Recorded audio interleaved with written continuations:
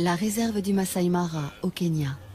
L'un des lieux emblématiques de la vie sauvage, avec ses hôtes de toujours. Les herbivores en perpétuel mouvement et les carnassiers en embuscade. Cette image de la savane africaine s'impose comme une évidence. Pourtant, les scènes qui vont suivre nous montreront que l'existence de tous ces animaux ne se résume pas à la simple alternative manger ou éviter d'être mangé.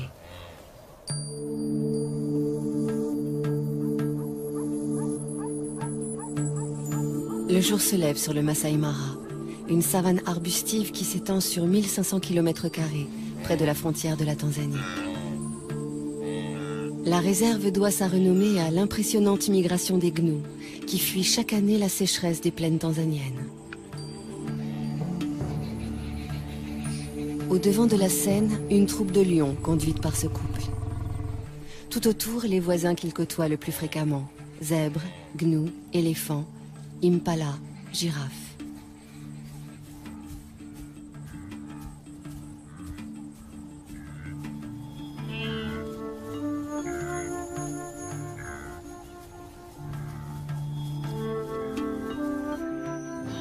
Les amours de ces deux lions constituent à eux seuls une pièce en plusieurs actes. Le mâle a tout pour lui. Une magnifique crinière, un port altier, des yeux de velours dont il dévore sa partenaire. Mais elle se fait prier. C'est son rôle. Et celui du mâle est pour l'instant de la suivre comme son ombre.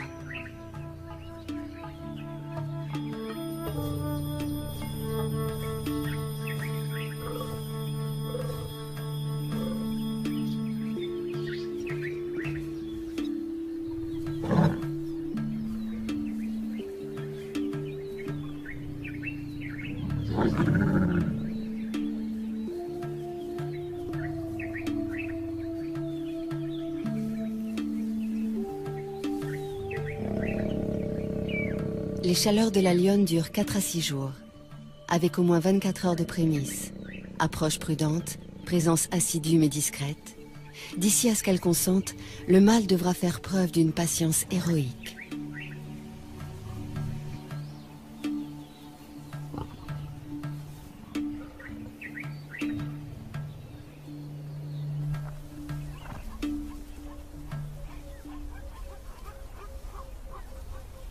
Pourquoi tant d'herbivores dans le Masai Mara? Parce que nous sommes en février, période où cette savane offre une herbe fraîche, riche en protéines. De jeunes pousses surgit 2 à 3 semaines après les pluies.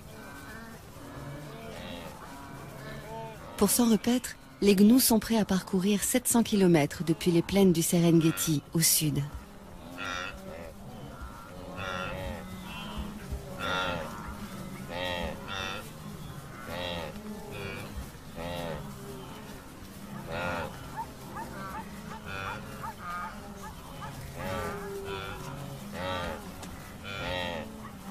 Les zèbres font le voyage eux aussi, en bonne compagnie avec les gnous.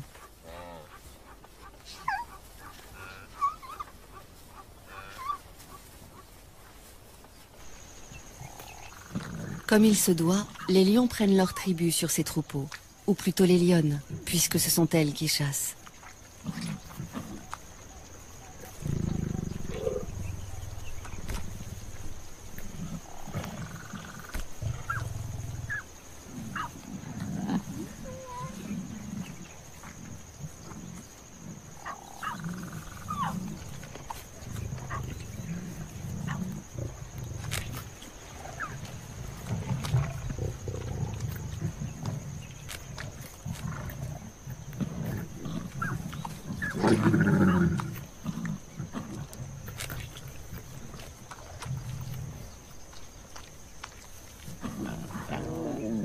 Entre les lionnes, il n'y a pas de préséance. Chacune dévore autant qu'elle peut. Les lionceaux, qui ont encore leurs dents de lait, ne peuvent pas mordre dans la chair comme les grands. Si on les a conviés au festin, c'est pour éviter de les laisser seuls, sans surveillance. Et aussi pour les familiariser avec l'odeur du sang, éveiller leur instinct de chasseur.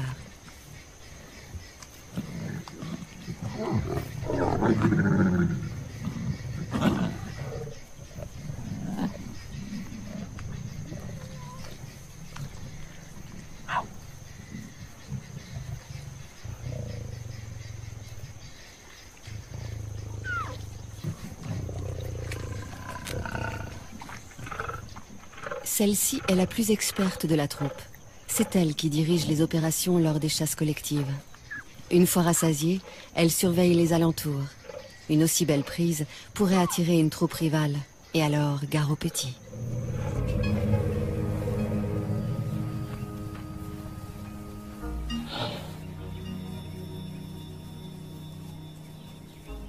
Marcher des jours, des semaines pour trouver les bonnes plantes, c'est le lot de tous les herbivores du Masai Mara. Les éléphants choisissent de se déplacer au petit matin pour éviter les grosses chaleurs. Quel ennui, ces longues traversées pour des adolescents toujours prêts à jouer.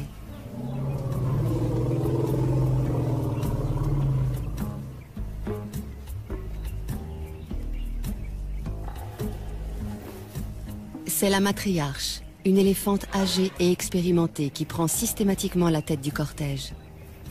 Elle connaît par cœur tous les chemins à emprunter pour parvenir aux sites les plus abondants en nourriture. Elle tolère de loin en loin une récréation. Les jeunes en ont besoin pour s'exercer aux grandes bagarres de l'âge adulte. Mais lorsqu'elle estime qu'il est temps de repartir, personne ne s'attarde. Enfin, presque personne. Cet éléphanteau n'arrivait pas à sortir de sa sieste et il a fallu le secouer un peu.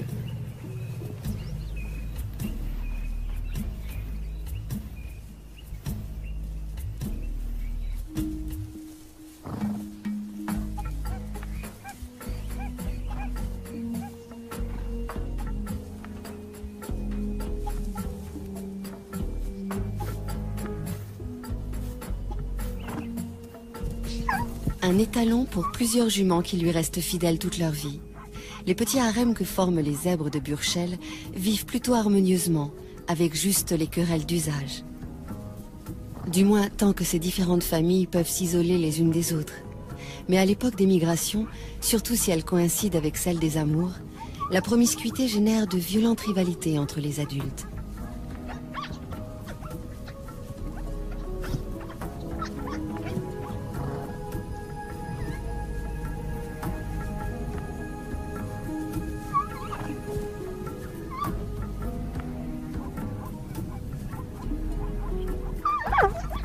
Les poulains s'entraînent le plus tôt possible à ces joutes équestres, pour pouvoir défier un jour le chef d'un harem et échapper, le cas échéant, aux griffes ennemies.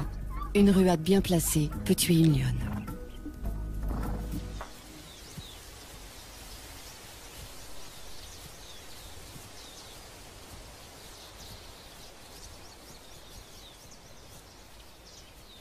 Quand on a la tête perchée à plus de 5 mètres du sol, on repère facilement les dangereux carnivores. C'est l'un des avantages de cette morphologie insolite. L'autre étant de pouvoir atteindre les sommets des arbres inaccessibles aux herbivores lambda.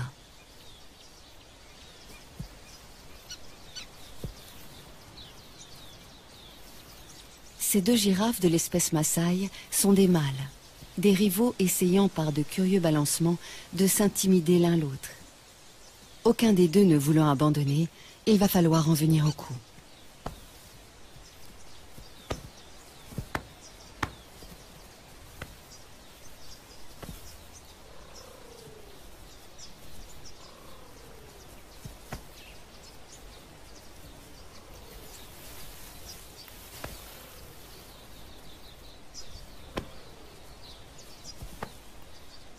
Dire qu'avec ces mêmes gestes, en plus lents et plus doux, un couple de girafes peut se faire la cour.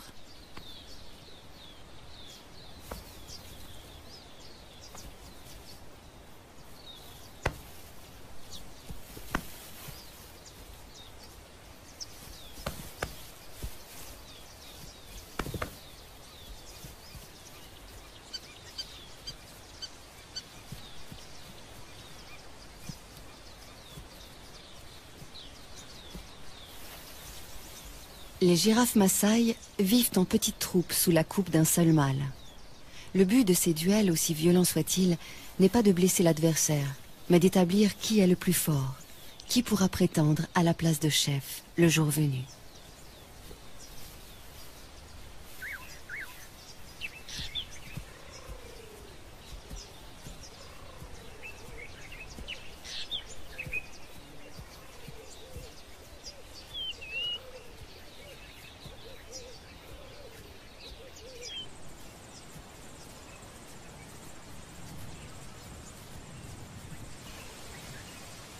À longueur de journée, les troupes qui comptent parfois jusqu'à 30 ou 40 femelles et jeunes se déplacent pour chercher de la nourriture.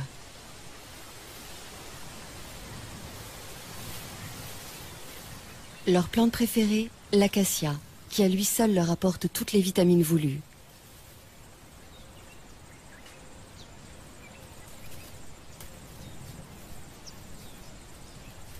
L'acacia est hérissée d'épines, mais peu importe. Les girafes ont la bouche totalement insensible et la langue assez souple pour détacher les feuilles sans s'égratigner.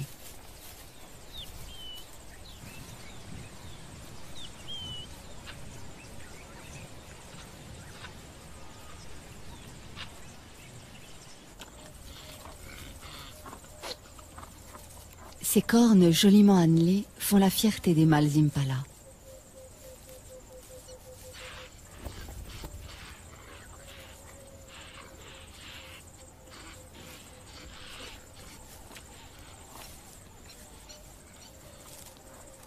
Elles peuvent mesurer jusqu'à 80 cm et ont un pouvoir de séduction qui ne laisse aucune femelle indifférente.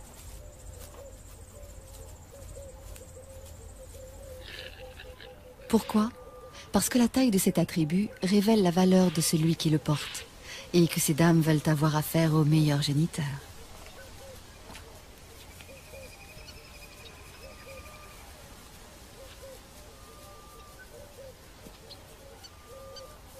À la saison des amours, le mâle dominant s'approprie un vaste territoire. Les femelles qui traversent son fief sont à lui et il repousse quiconque essaie de les approcher. Une tâche exténuante, surtout que ces harems de 100 femelles ou plus attirent de nombreux prétendants fortement motivés.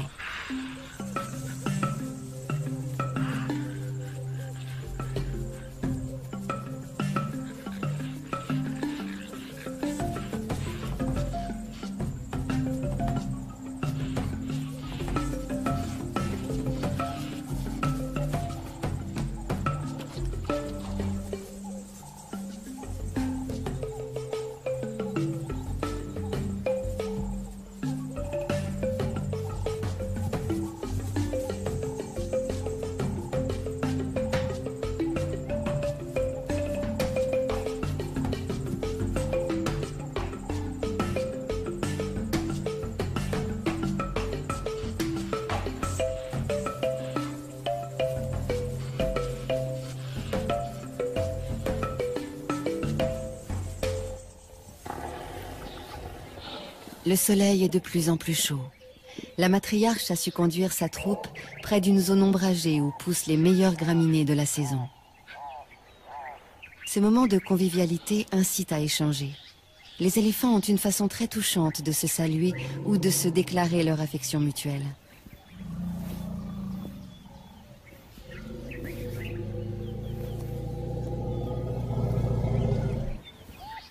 Quel extraordinaire outil que cette trompe! Plus de 100 000 muscles, une fonction préhensile, une souplesse très commode, et suffisamment sensible en plus de cela pour exprimer des sentiments.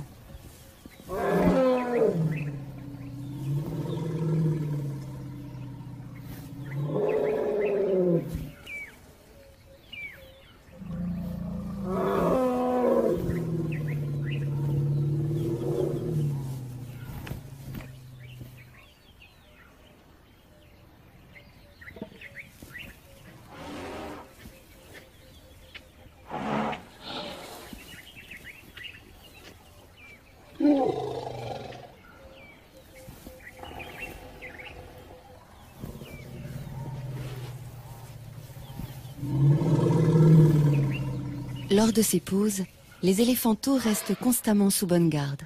Ceux qui ne sont pas encore en âge de brouter en profitent pour s'offrir une petite tétée. Ils y ont droit jusqu'à 3 ou 4 ans.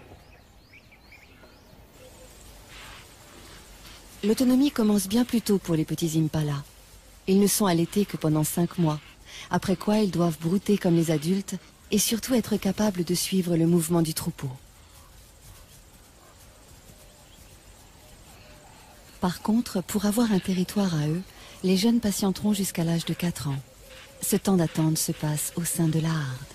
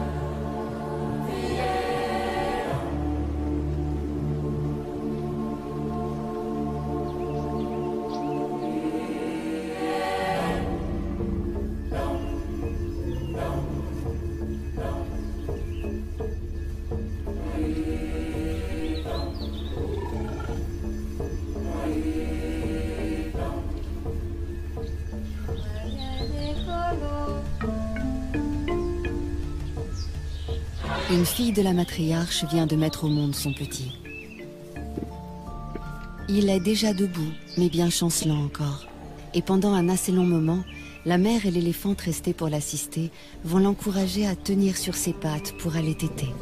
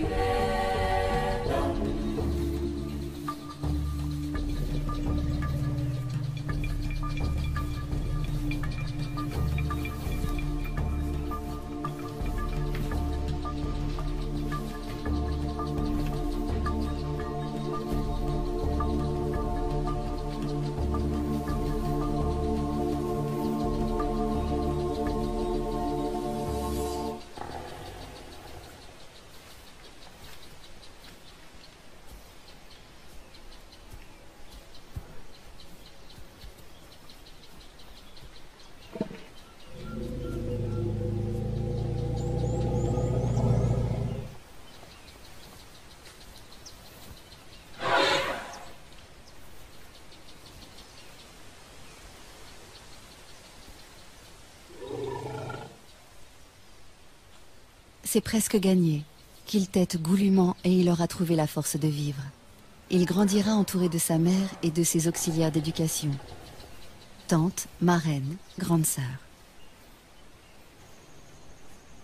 La doyenne de la troupe se charge instinctivement d'entretenir et de transmettre la mémoire collective de la famille. Elle sait où trouver les meilleures étendues d'herbe, aussi bien que les points d'eau. Et à la mi-journée, rien à faire. Il faut boire.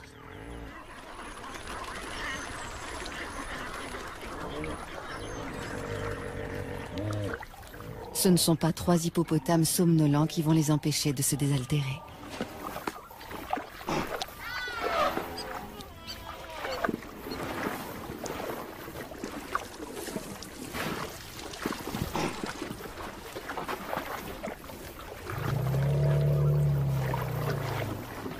« 60 litres d'eau par jour, c'est le minimum pour assouvir sa soif. Et dans l'eau de marigot comme celui-ci, il y a également des sels minéraux que les éléphants ne trouvent nulle part ailleurs.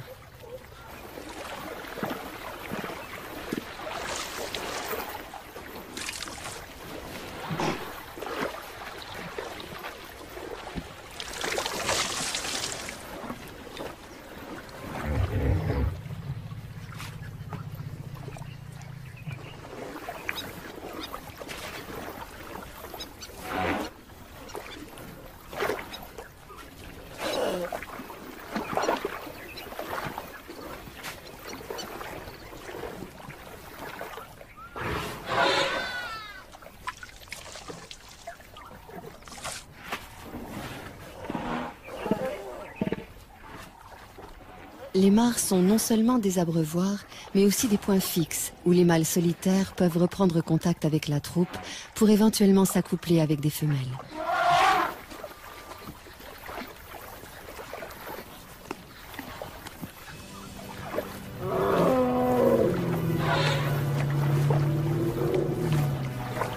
Cette mare ne leur a servi qu'à se désaltérer. Avec toutes ces lentilles, elle ne se prête pas tellement au bain.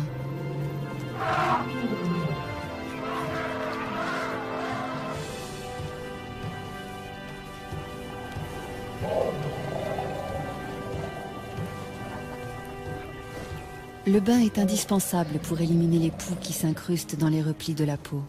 Bain classique dans l'eau, bain debout, tout aussi radical pour asphyxier les parasites, ou encore une douche de gadou.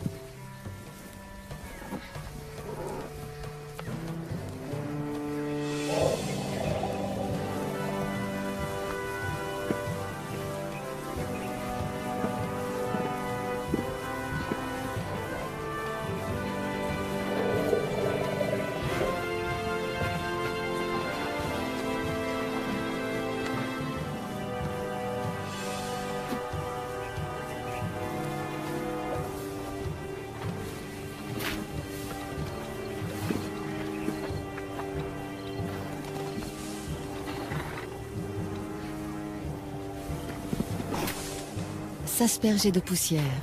Autre technique pour se débarrasser des bestioles qui vous harcèlent.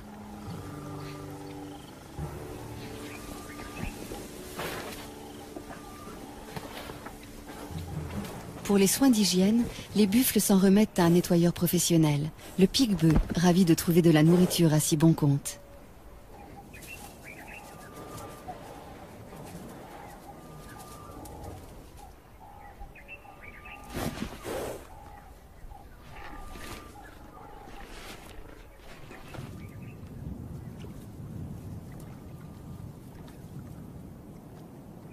Une sentinelle dans un drôle d'uniforme. Le jabiru du Sénégal, cousin des cigognes.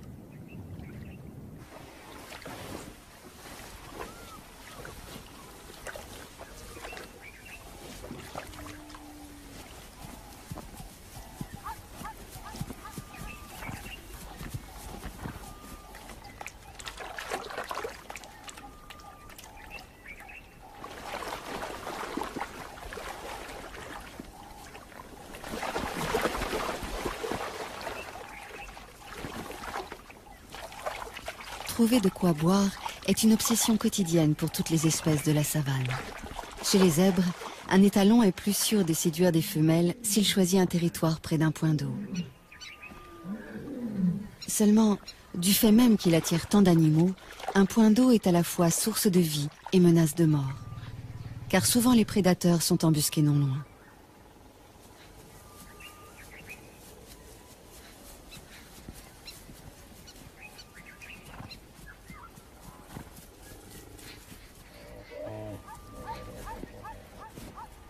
Se rassembler, faire bloc, c'est la meilleure des défenses. Surtout ne jamais s'isoler du troupeau, les chasseurs n'attendent que cela.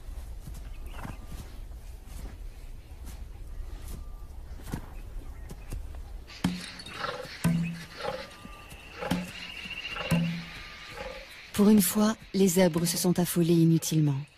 Les lions venaient juste se désaltérer. La proie qui s'agite tout près, c'est le hasard qui vient de la mettre à leur merci.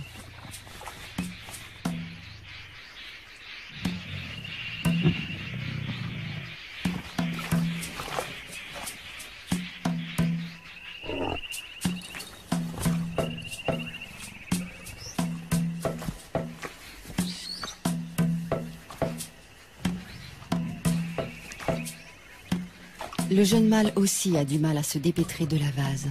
Mais hélas, moins que le zèbre lourdement handicapé par son poids.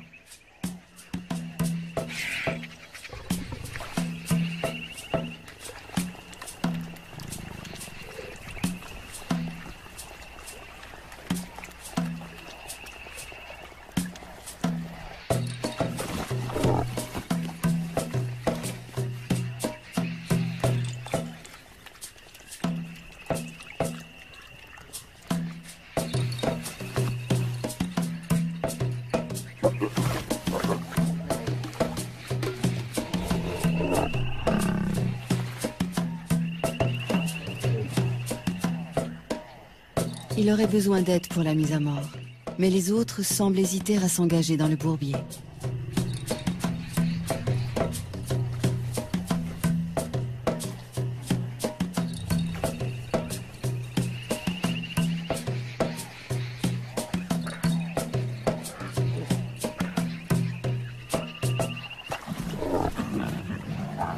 Certains préfèrent chahuter pour l'instant. Il ne leur reste plus beaucoup de temps pour ces jeux insouciants. À 3 ans, ils seront expulsés de la troupe, priés de se débrouiller seuls et de trouver ailleurs un groupe de femelles à séduire.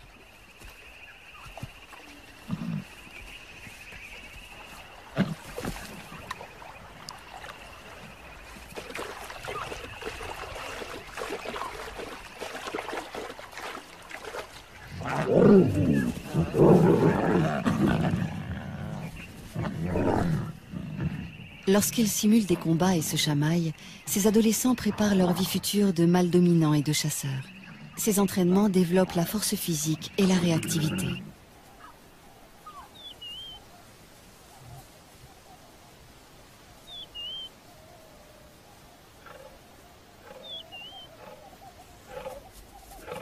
Quand la troupe est occupée ailleurs, une lionne se charge de garder les lionceaux. C'est une des règles de leur système communautaire, ne jamais laisser un petit seul.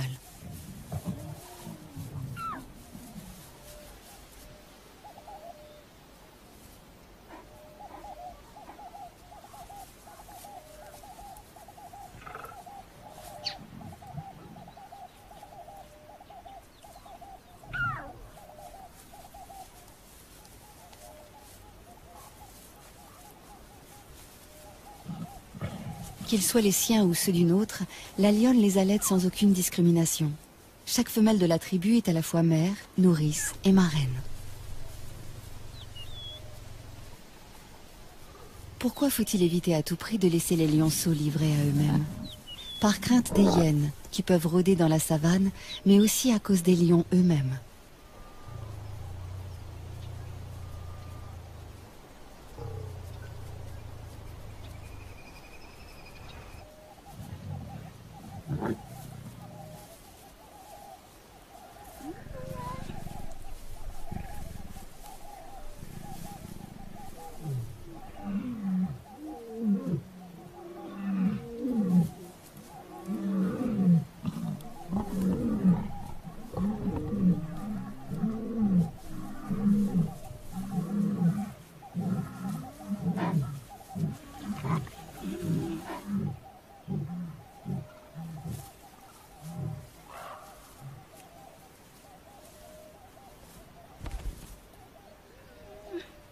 La babysitter est sur ses gardes. Elle sait bien que les jeunes mâles célibataires qui errent en quête d'une troupe à conquérir sont parfois affamés, hargneux, donc dangereux.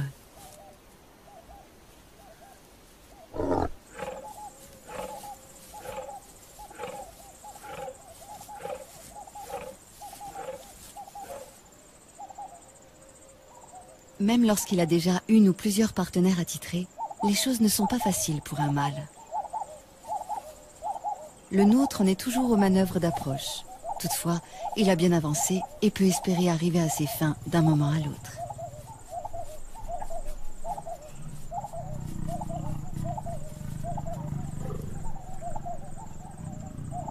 Le premier des quelques 200 accouplements qui auront lieu pendant leur idylle. Désormais, il y en aura un tous les quarts d'heure environ.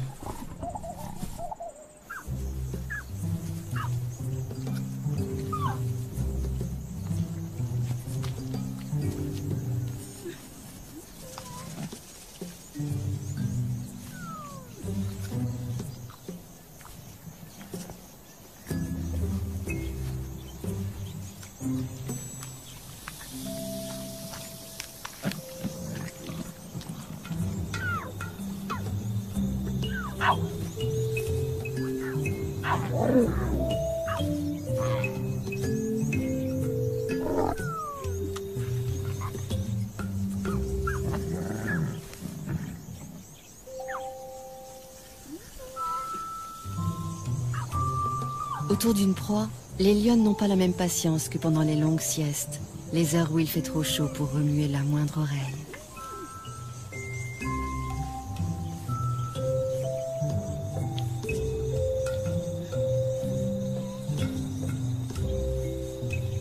Encore que pour les lionceaux, les siestes se transforment immanquablement en bagarres sans fin.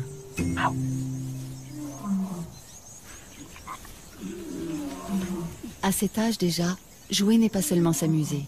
Avec les galipettes, les culbutes, les courses-poursuites, les lionceaux apprennent à ajuster leur comportement, à contrôler leurs gestes. C'est ainsi qu'ils établissent leur rapport hiérarchique et leur code.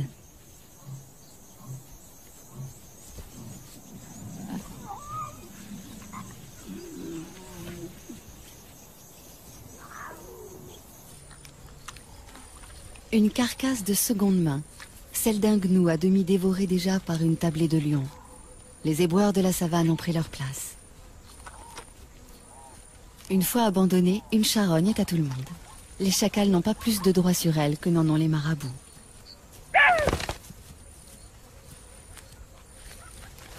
Harcelés par les marabouts, les chacals ont préféré s'en aller, mais non sans emporter un magnifique trophée, la queue du gnou.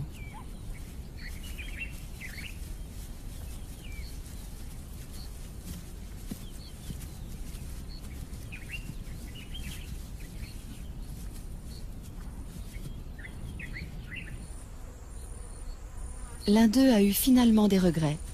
Pourquoi avoir délaissé une si belle proie? La mémoire ne tarde pas à lui revenir.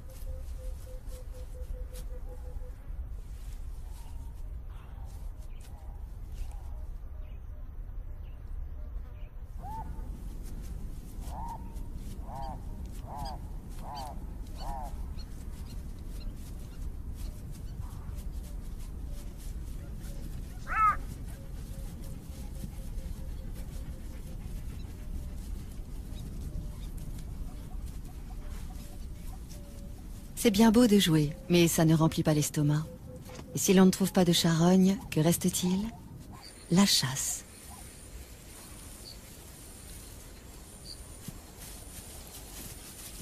Les topis, comme les gnous, savent utiliser cornes et sabots quand il s'agit de défendre leurs petits.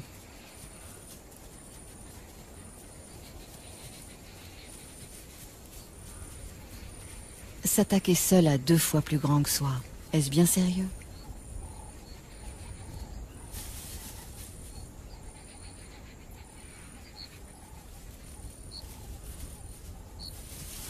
Il faudrait, c'est évident, s'y mettre à plusieurs, mais où sont les renforts?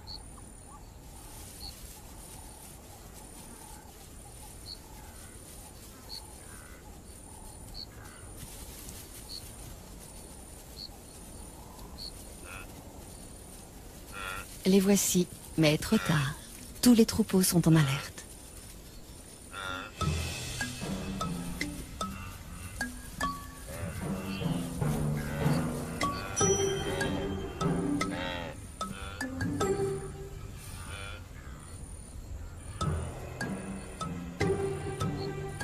Des gnous, on connaît surtout les immenses cortèges marchant vers leur terre promise. Quand un troupeau interrompt sa progression, c'est pour la bonne cause, l'amour. Les mâles, âgés d'au moins 3 ans, cherchent à rassembler autour d'eux le plus possible de femelles. Pour cela, ils font de grandes cavalcades et jouent à se battre, juste pour attirer leur attention.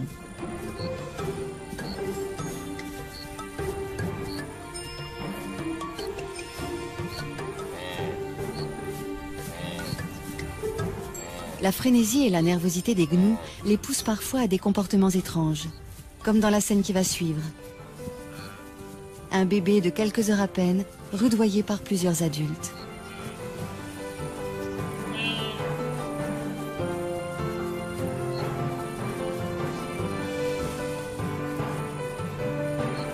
Veulent-ils l'entraîner à courir, pour lui apprendre qu'il faut toujours être prêt à fuir ou à suivre le troupeau sans trébucher? Ce n'est là qu'une hypothèse.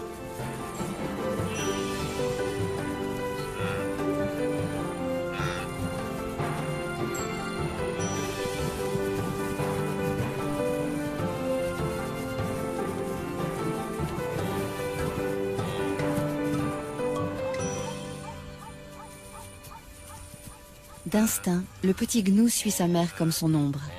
S'éloigner d'elle, surtout quand le troupeau se met en marche, c'est risquer de la perdre. Et mourir à coup sûr car aucune autre ne la remplacera. Une mère gnou n'accepte jamais de nourrir un autre petit que le sien.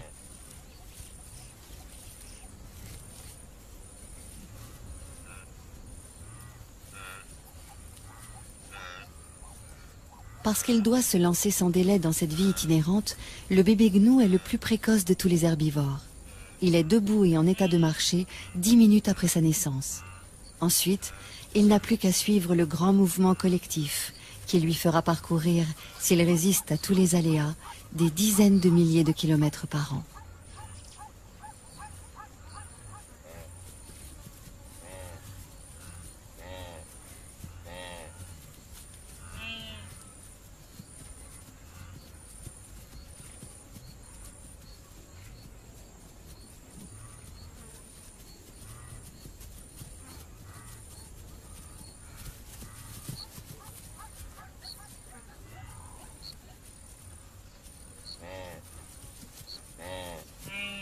Tous ceux qui parcourent ces plaines herbeuses, que ce soit les gnous en troupeaux denses ou les taupiers et les zèbres beaucoup moins nombreux, tous, excepté les éléphants, ont à craindre évidemment les grands carnivores.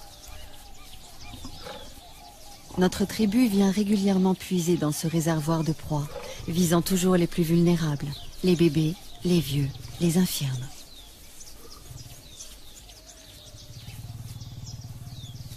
Sans doute les lionnes ont-elles fait bonne chère il y a peu, car la chasse n'est pas à l'ordre du jour. L'humeur est plutôt câline et espiègle.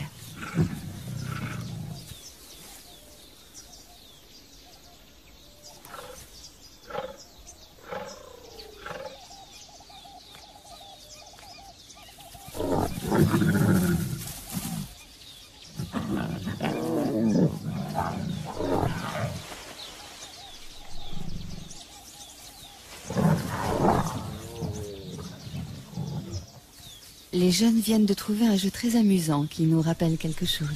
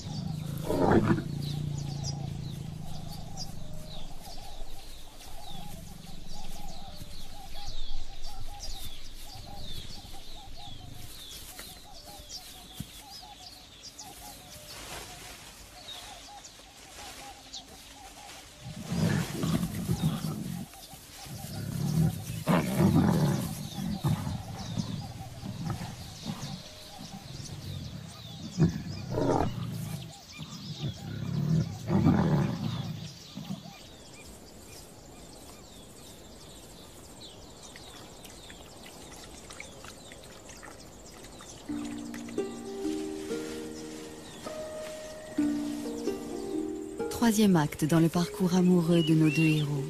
Roméo vient réclamer ou proposer une énième copulation.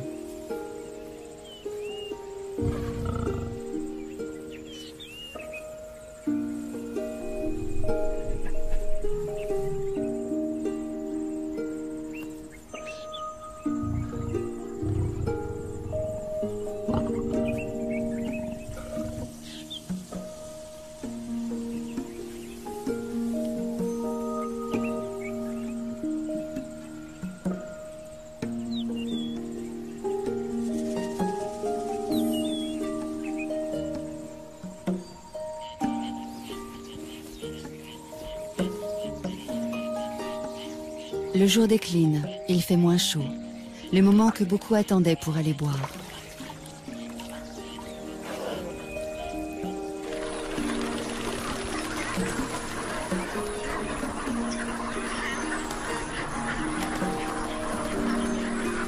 Autour de la mare des lions, tout semble palpiter au ralenti, comme si la fatigue de la journée se faisait sentir chez toutes les espèces. De ce côté, c'est même le repos complet. Certains, on les comprend, ont cédé à l'épuisement.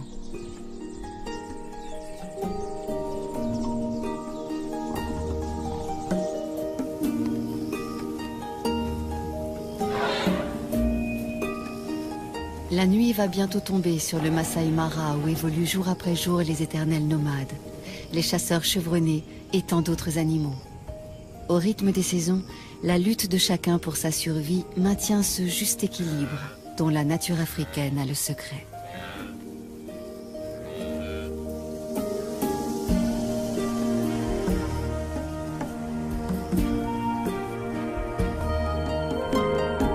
Demain, nous gambaderons dans la nature australienne à la rencontre d'un animal bondissant, le kangourou.